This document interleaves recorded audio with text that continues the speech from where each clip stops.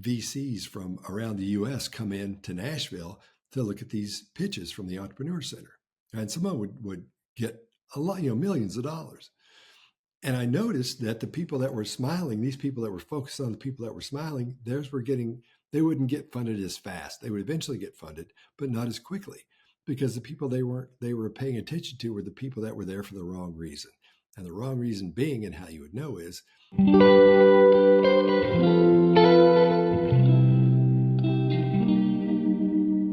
all right, I'm being joined today by the illustrious, irresistible, Grammy-nominated Scott Rouse. How are you doing?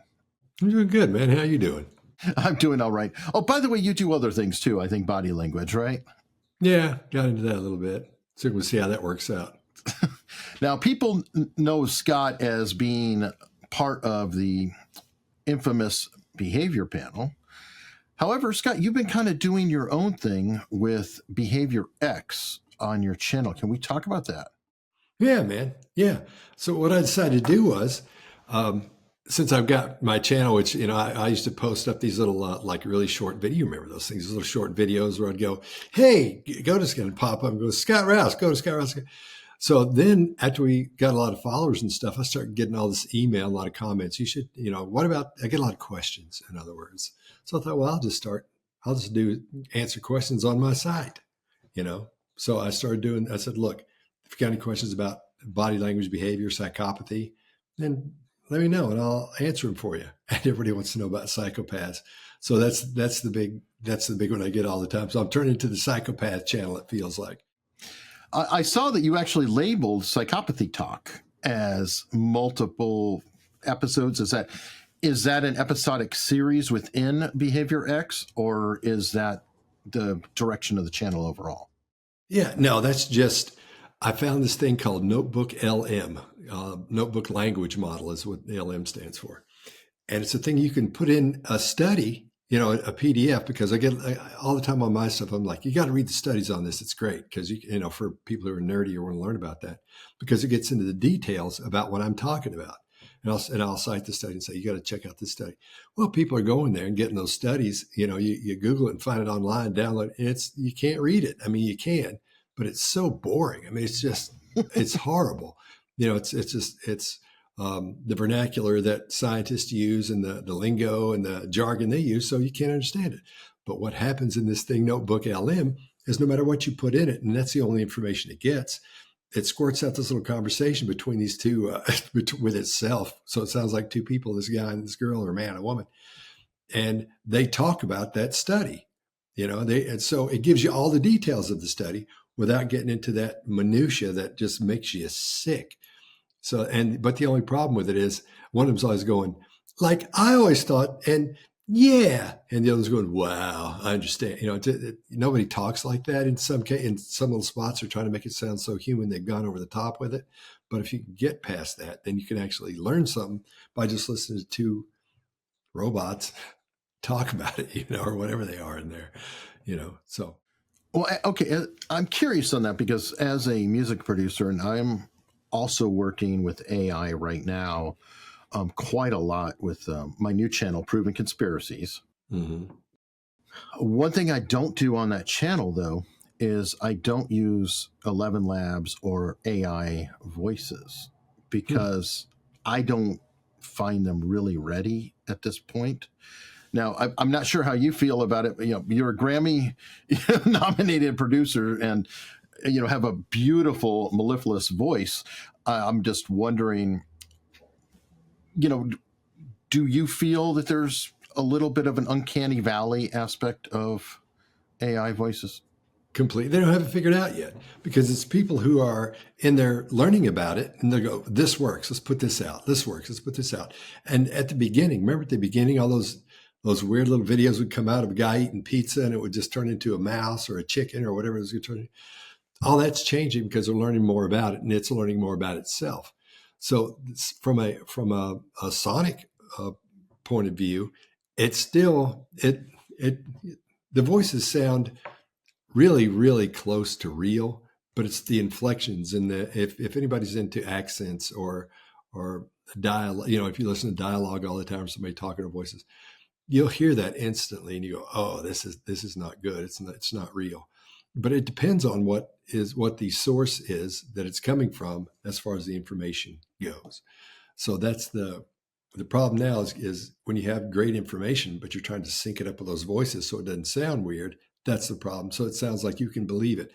But most people figure that out because they get a feeling that goes, something's not right about this. And they may not be that big when they go, something's not right, but they'll get that feeling something's not right. And that's pretty much how everybody's figuring these things out on the web, on the net. And that's why I always say when I begin because the ones I'm doing when I just do regular episodes, I do like, an hour of answering questions.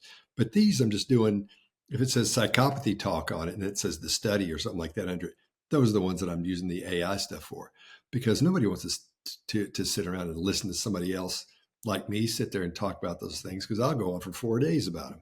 But if you can get something, can make it tight, concise, and make sense, that's the way to go. But the sound of them, back to what you're talking about, is it's close, but the delivery is what's so weird.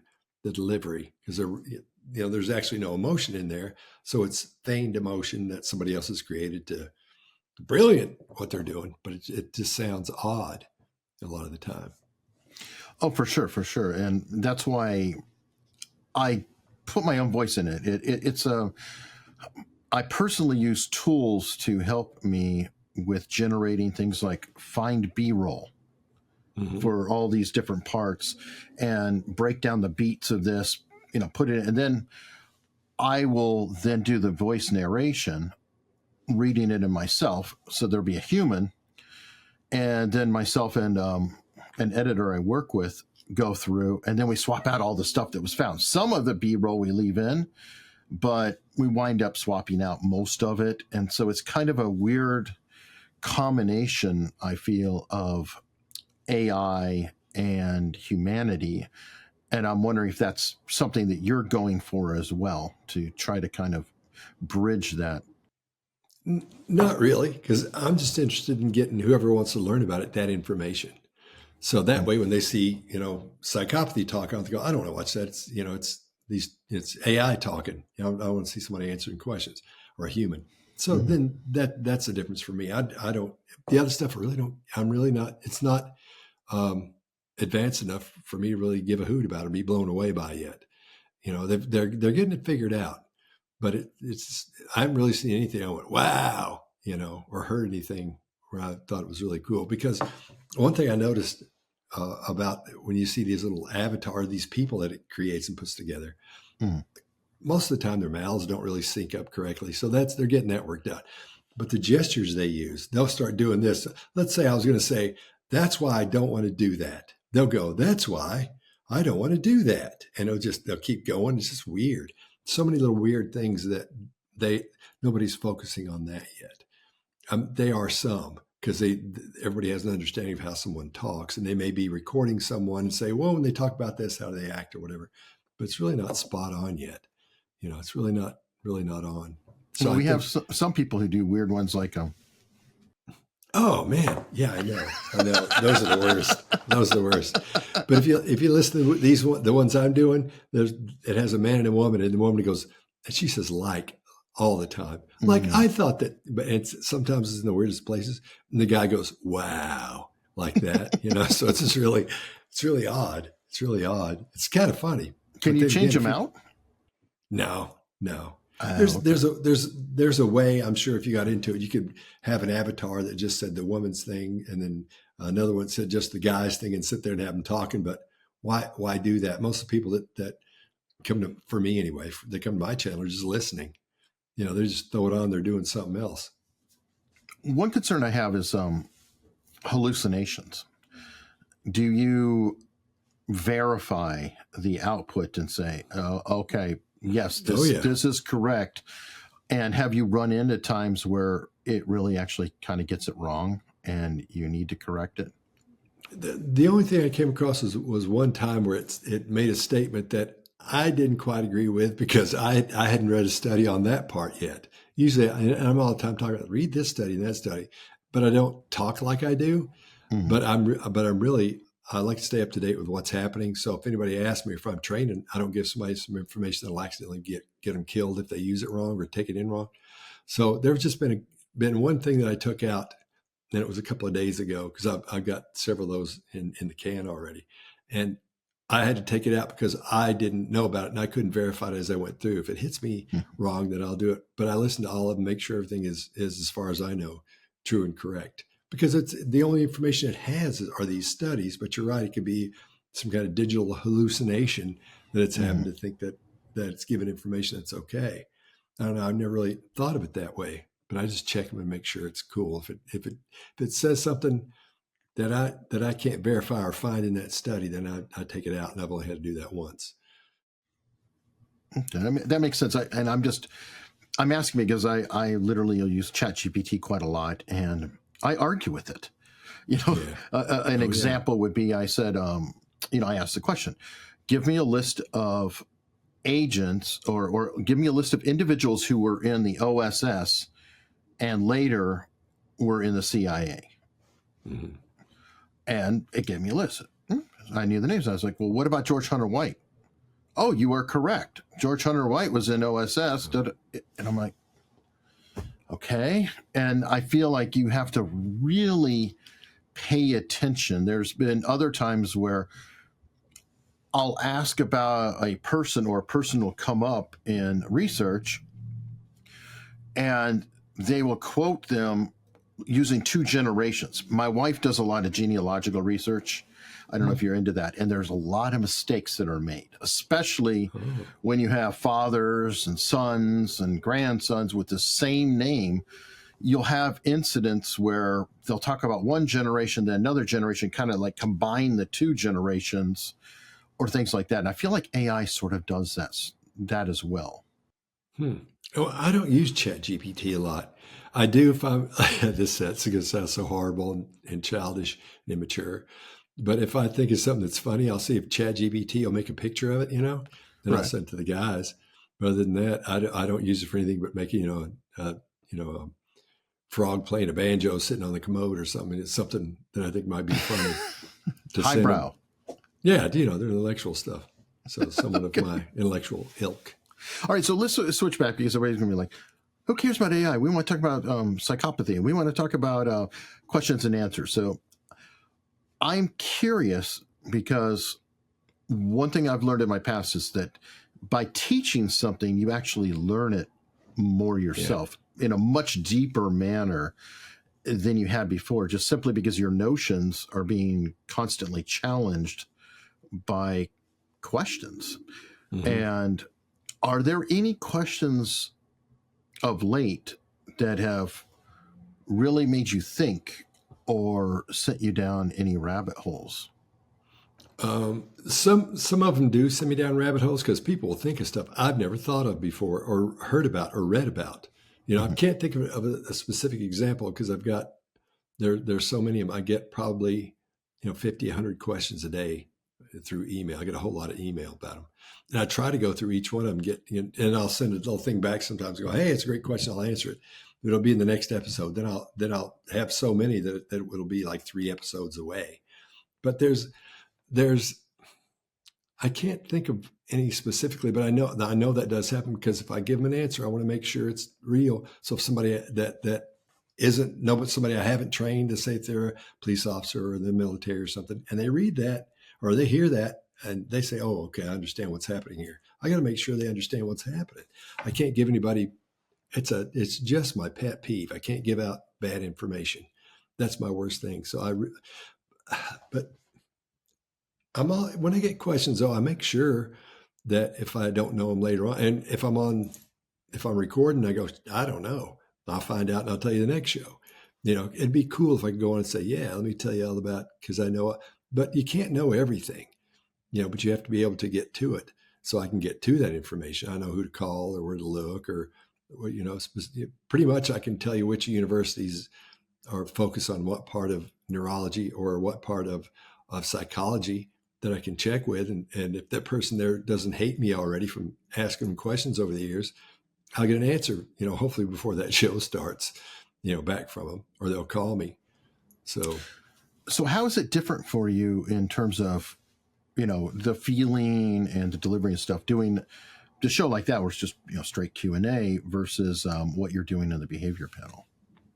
Well, in the behavior panel, there are four of us, and since we all approach it from a different angle, I like to listen to everybody's take on whatever the video is. So because that's a learning experience as well. But then I have to go through and vet all that stuff. If I've heard something I haven't heard before, and make sure it's cool. It's not just their experience.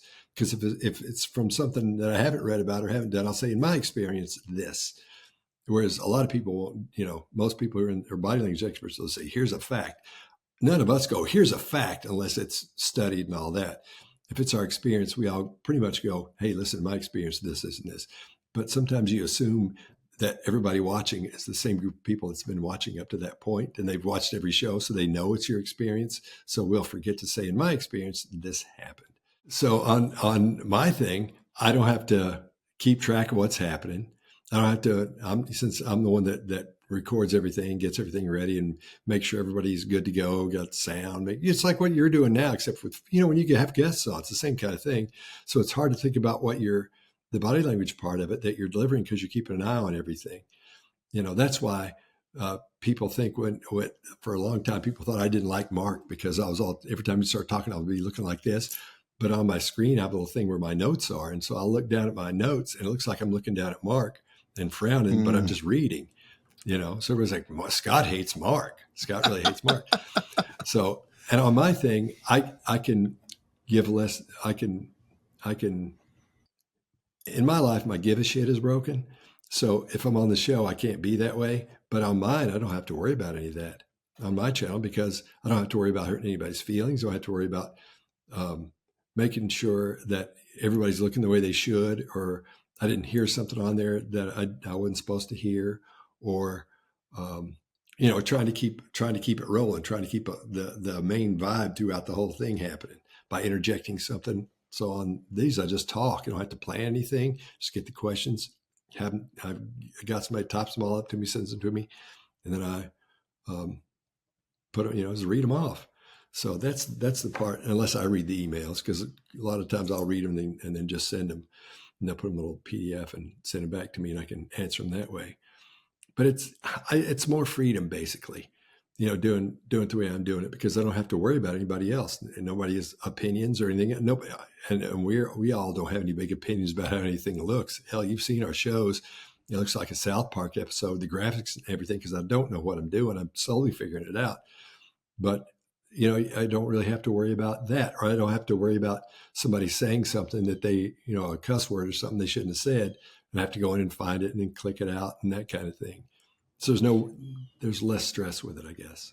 You said something that kind of just made me wonder when you talked about in my experience, and in the case of behavior panel, you all have different experience, with Mark probably being the most radically different out of the four of you. I could be wrong, but I feel like he kind of is more in the presentation and that angle. And you, Scott, Greg and Chase all kind of have closer to a military law enforcement, similar background approach. I don't know if that's a fair statement, but I'm curious about when you said about experience. Has your experience comparatively to somebody else's experience changed your mind at any point, or really made you rethink something that you had concluded? Because Greg's all the time talking about eye movement. One of my big things is we don't have a lot. There are no studies that are real studies. And you've got the NLP studies, where that is about eye studies, that they did themselves, that nobody's. So Greg and I decided, because he's all the time saying, well, when you look this way or look that way, you most of the time it suggests that you are experiencing, sadness or thinking about something. And since there are no studies from it, and he sat me down, we've done it in everything from Waffle House to, restaurants where we'll be talking about something. He'll say, watch this. And he'll say, her eyes are going to do this, this, and this. And they'll do it as he asks the waitress or the waiter a question. I'll see their eyes dart to those places. But I don't have any research on it. So what we decided to do just before the dang COVID thing hit was we connected with the University of Louisville. We're going to do these studies, fMRI studies, about eye movement and the brain, and see what happens when you're asked specific questions. If you're being deceptive, if you're excited about something with these students, what happens with the eyes and the brain. But we didn't get any further than that because it hit and everything shut down, as you know. But that's really the only one. And so when Greg starts talking about that, and then Chase listens, we all listen to each other, but he's sort of on that, I don't want to say train, that line of thought that, okay, those do, and they may, I could be, and I'm not saying it's not true. I'm just saying I haven't found somewhere that says it's true. Mm-hmm. So that's the only one really, that's the only time for me, and then Mark has these presentation experiences. I don't know anything about, that. I know about pitching. When you're pitching something, how to do that. That's a completely different story. When you're out talking to a bunch of people, that's Mark's bag.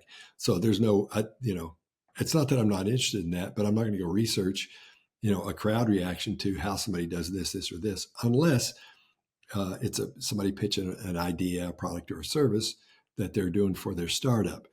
And I used to, when I was at the Nashville Entrepreneur Center, what I would do is I would video the person giving the pitch, but I'd also video the audience and see what they would do that would actually make people scoot their seats and move around and do all that. Or where were the big scoots and moves and focuses and frowns and smiles when somebody was pitching, So from that, and I haven't put that together as a study or anything either, but that's because that's all my experience. I'd have to hook up with somebody who's at a university or something and go, here's what I want to check out, because they do that properly. I wouldn't be the guy to put that together.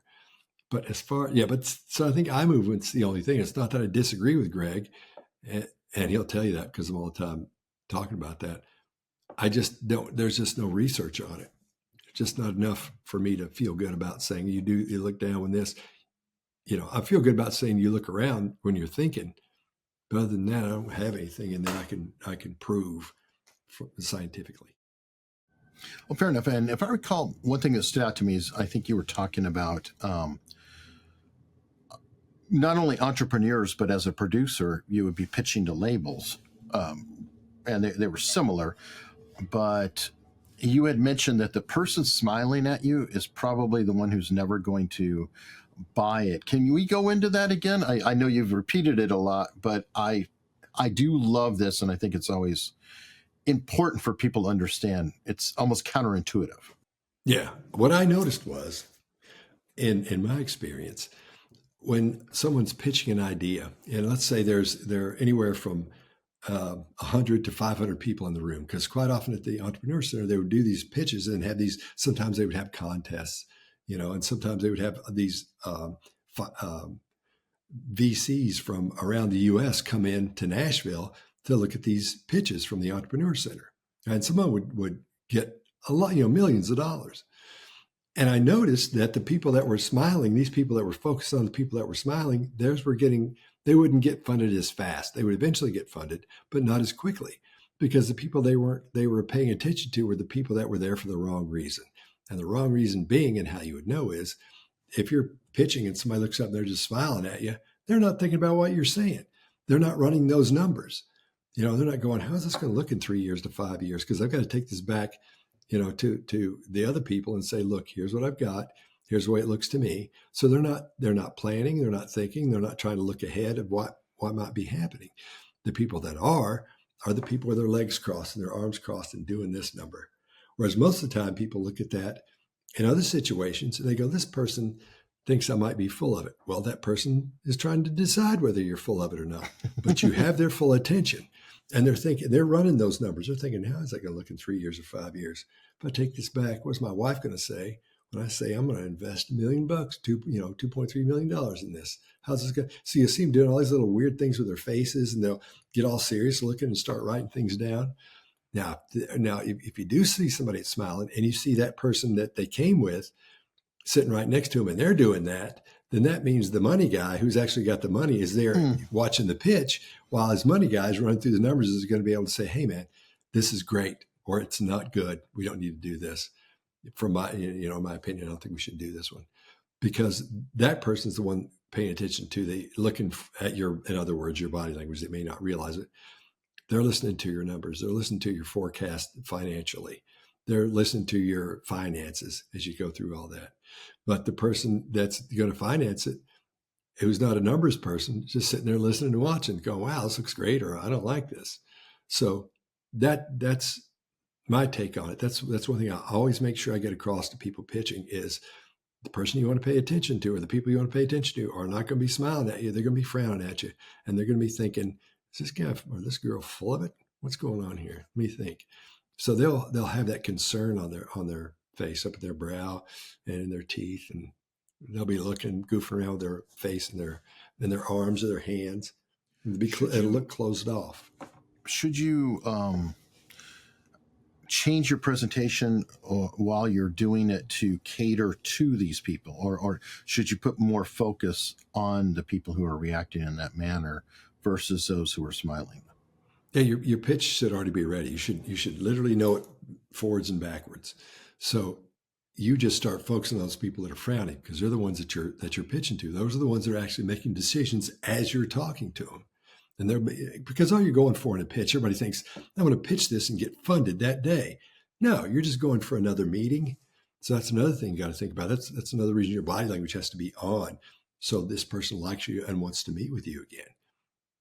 So because that's the key. Everybody thinks you're going to get funded that day. Pretty much. Yeah.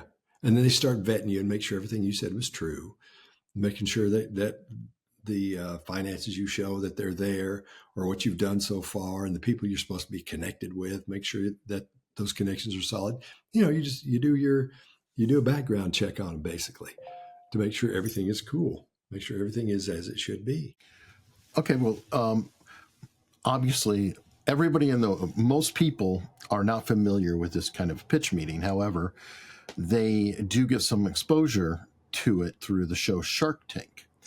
I'm curious if that is something that you have watched, if you are a fan, and if there's anything that can be taken out of that. I've had 2 people get on Shark Tank and both got funded. A lot of the things they put on Shark Tank, quite often, I think one of them got on the show, and the other one still got funded, but it didn't go on the show. It might have been bad looking. I don't know. It may have not been TV worthy. But for what you're seeing on Shark Tank is like a really condensed version of the entire process. Because you got to meet some, and they don't meet them. They don't get to see if they know them or anything, how they like them. The person walks in and goes, "Hi, sharks, I've got this." And they say, "Okay, here's your problem. You got this, this, this, and this. What about that?" And they can be mean to and all that. Whereas you usually have that comes through in a series of meetings as you're vetting all those things. So it's really different. You see somebody go in and pitch and get funded or get kicked out within 5 or 10 minutes because they didn't give their information correctly, or in a way that people would accept them. So it's kind of it's fascinating. It's a fun show to watch, but it's like pro wrestling compared to real wrestling when people are, or that Brazilian what do you call it, Jiu Jitsu. Yeah. Ever seen those cats? Holy smokes, man! You don't ever want to mess with those. Yeah. True. So yeah, it's more like a pop record than a jazz record. Okay, interesting analogy. Do you think, because I haven't watched every episode, but sometimes things get through that seem to be just ludicrous. Is that a deliberate thing in your mind? In Shark Tank, speaks, specifically where they deliberately let some quack go through or somebody go through because it adds to the drama of the show. Yeah, it's TV. It goes back to Paul Ekman. Even when something works for TV, you got to do it. And they'll see that and go, "This guy's crazy. Or this is ridiculous. Let's have him on." Because I remember when that show Lie to Me came out, and this is why I'm telling the story as a connection here. Me and my buddies would watch that, go, "Wow," and then go, "This is wrong. That's not true. This is ridiculous. What's up with that?" So somebody said, "Why don't you call that?" And these were cops. And they're like, "Why don't you call that Paul Ekman?" So I found his number and I called him. And I said, "Hey, man, what's up with this show Lie to Me?" And he said, "It's TV."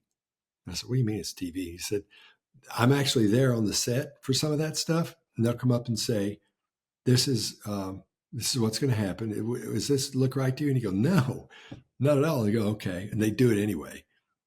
I think that was our conversation, and I barely remember it. It was so long ago, and I've heard him talk about that since then.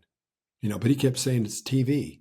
So I think that's what it is. When you see some of those pictures that are just crazy, it gives you the feeling of, so you can say, that's crazy. Nobody's going to do that.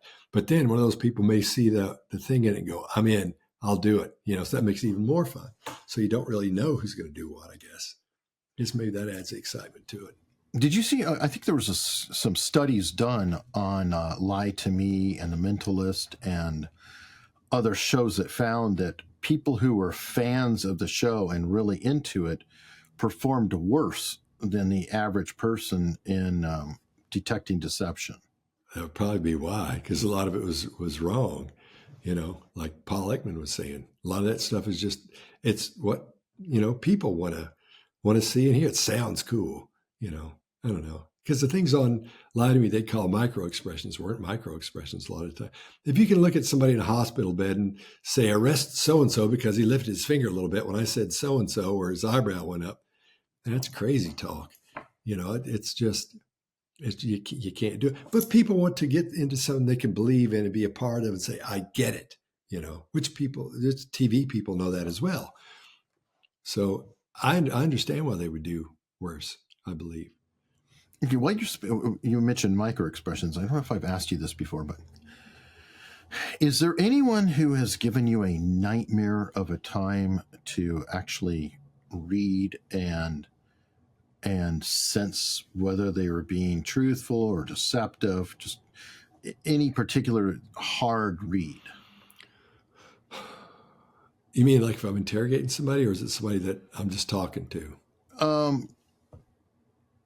Or somebody you're watching, it's something that we could all, potentially look at. It's the hardest ones to read are those people who are really serious all the time and their expressions don't change much. And no matter what happens, they're not affected. Those are the worst for me. I don't like those. And you get a lot of, and that's the analytical person. I really like dealing with that type of person who's taking money from a bank, they're embezzler or something like that. And I got good at it over the years because those things, they bothered me because I had such a problem figuring them out, and that in the con, which is another one I love, because they do all the things, those cues that say I'm being deceptive or here's what I'm really thinking. Those things disappear a lot of the time, but you have to watch and make sure you don't see just a couple of things pop up in there. And if you do, you can't say maybe that's just, from a neurological perspective, just something popping off. You have to make sure those expressions that you saw mean something. So you have to ask questions around that. And that's why it takes so long when you deal with people. But the person who's really analytical and really, they don't move much with their face anyway. A lot of people in banks are that way. For some reason, that's my experience. So I remember one guy that just took me forever. He was an IT guy. And I called Greg before I went in there. I said, dude, I'm getting ready to go in here and talk to this guy. And I thought maybe he was autistic or something, or on the spectrum, however you say it properly, because I couldn't really get him to any emotion out of him, And then when I finally got him boxed in and he was telling me all about it, he started crying, So I was like, yeah. So I knew I had him because I didn't even have him boxed yet, but I was getting really, really close and he started crying and started telling me everything. But that was a really hard one to get through. For me, that's probably the worst one. I don't remember that guy's name. I couldn't say his name, but I'm trying to think of his name. Right. But so that was the worst one. So the toughest one. A lot of times I think of it as people who are engineers tend to have some of that incredibly analytical, flat affect to them. With Elon Musk is kind of a weird one in that because he has a lot of it, but yet he has a kind of a quirkiness to him as well. I don't know if you've ever evaluated or looked at any of his statements or presentations. One or two things. I think we did one on the behavior panel. But the reason you feel that way is because you've seen him enough times. Most of the time we see an engineer or somebody who's really analytical, one of those types of people. You say, oh, he's like this, put him in that box. But if you get to know him and you keep talking to him, keep seeing interviews with him, hearing what they really think, you'll see that personality come out.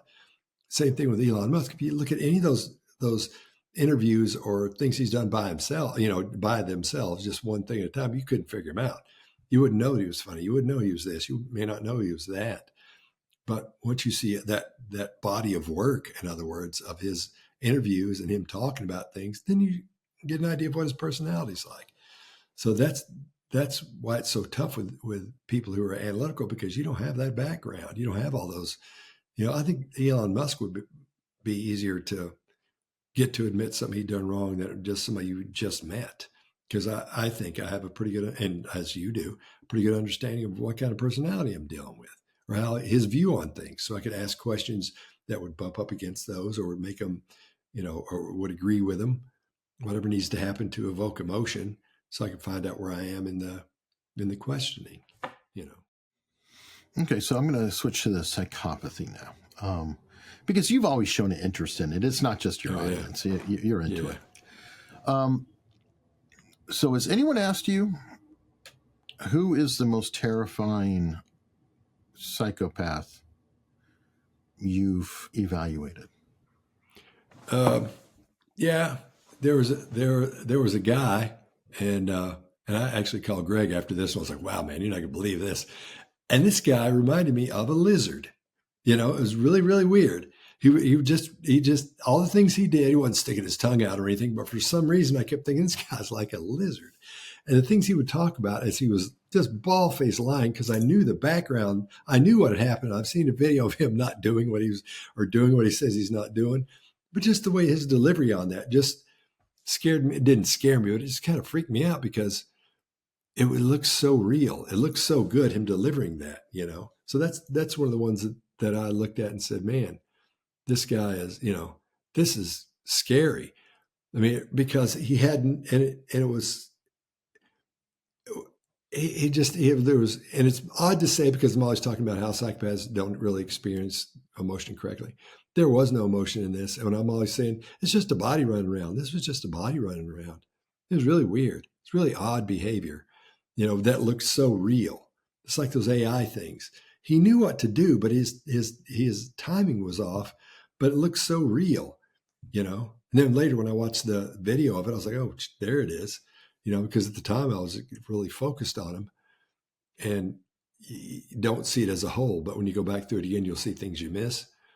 But that was the for me. I still think about that sometimes, because he just seemed like a lizard to me. I don't know what that means, but that's what he kept reminding me of. But when he pretended, as psychopaths will, to have emotion and laugh and smile and things, the timing's off just a little bit with this guy.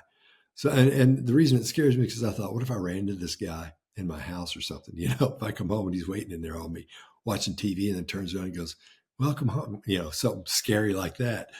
So, but I do think about that guy every now and then. Wow, that's a real life. That's somebody you've personally dealt with.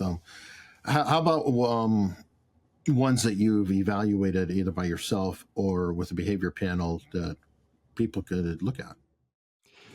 There are a couple that we didn't do, because what they did to children was so horrific and so horrible that we didn't do them. But having seen those videos of that, and I'm not even going to mention this one's name, or I won't mention either one of them, but those two are the ones that really bothered me the most, and we didn't do it. We're like, we can't do this.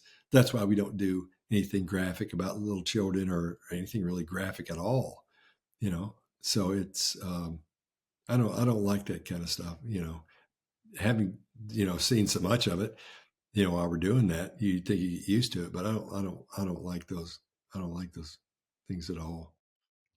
Okay. I saw a politician recently, and I'm not going to say who it is. It's a male, but one thing I noticed is that the individual lied, like just flat out lied. They were provable, easily seenable, factual, whatever. And by the way, it's not Donald Trump, folks. So I'm just going to throw that out there because it'll pop into people's minds.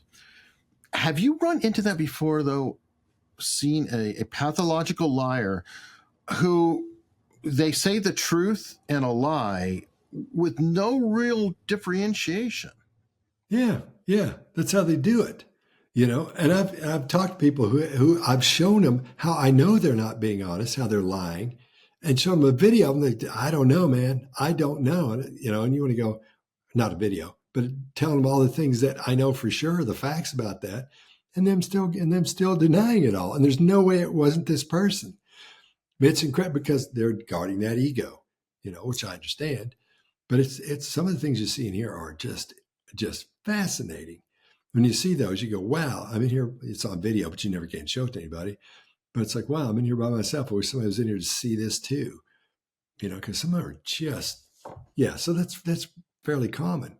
It's like a little child saying, I'm telling you, 2 Indians came in here and they had a giant raccoon with them. I'm telling you, man, that's what happened. You're like, it's impossible.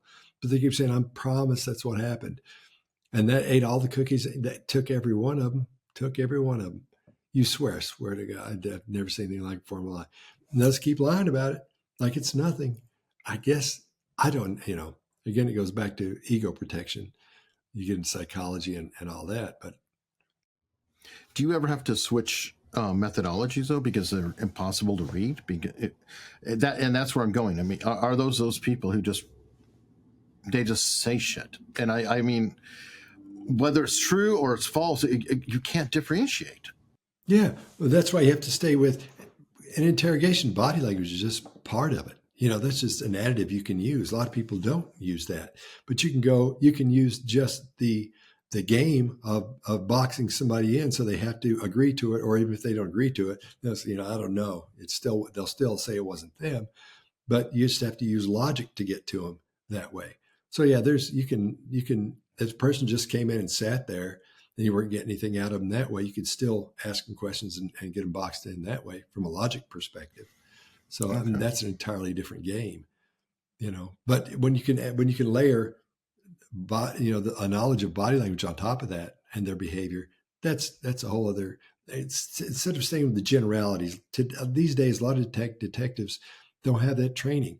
And they're going from their own experience, having seen, well, the last time somebody was guilty, they did this.